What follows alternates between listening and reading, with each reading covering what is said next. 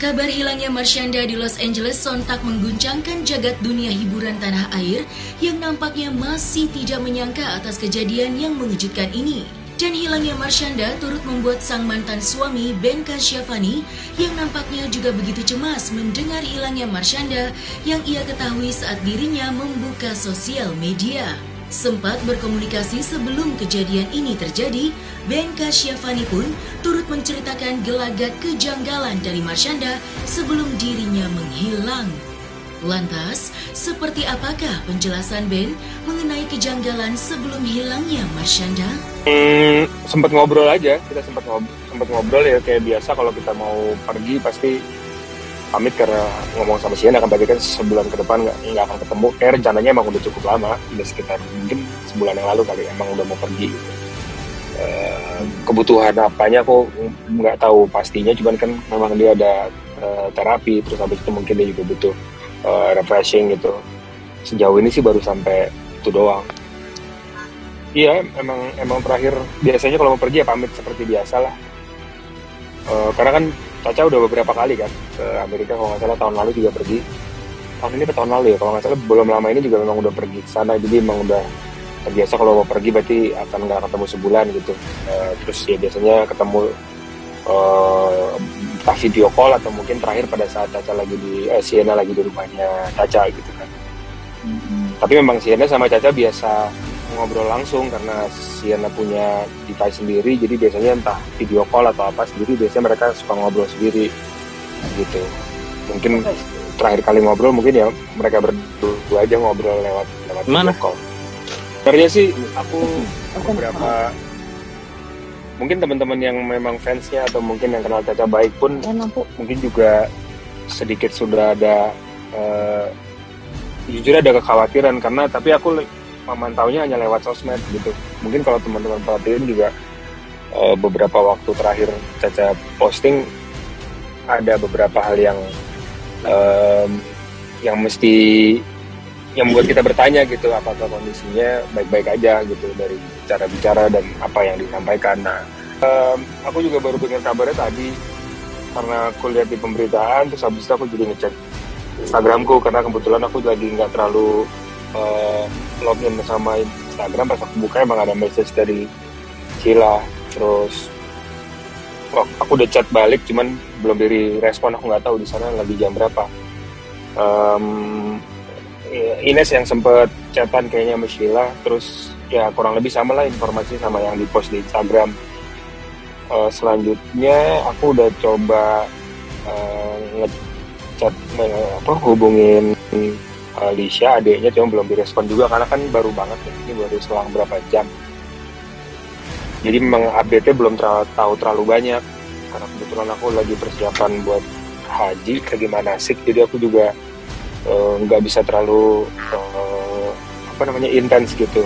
Tapi tadi kita coba minta bantuan, ada kerabat yang di LA, orang-orang Indonesia di sana, ya minta diupdate gitu, mereka mungkin mau bantu juga gitu di posisinya seperti apa gitu. Iya, jadi kita baru ngecek ke kerabat kita yang di LA, jadi belum tahu banyak, cuman minta bantuan aja karena kan emang masih belum tahu nih posisinya seperti apa gitu. Ya aku minta sambil update, ya itu sekali lagi itu karena aku juga worry-nya karena mau pergi ke Arab, mau berangkat hari Rabu insya Allah, jadi ya waktunya nggak banyak nih, cuman makanya minta bantuan yang di sana gitu untuk coba cari infonya. Terakhir sempet kasih kabar kayaknya mau coba ke kedutaan. Info terakhirnya baru seperti itu. Jadi mungkin kedepannya coba nanti kita sambil pantau mungkin dari kerabat kita juga yang di sana gitu, cuma belum ada respon balik sih. Di balik kisah hilangnya Marshanda pada beberapa waktu lalu, dirinya pun sempat memiliki firasat soal kematian. Lantaran seperti yang diketahui, dirinya kini sedang mengidap penyakit tumor yang berada di payudaranya. Dan hal itu pun diungkapkan langsung oleh Marshanda, yang mana dirinya sudah berserah diri dan telah ikhlas jika harus dihadapkan oleh kematian.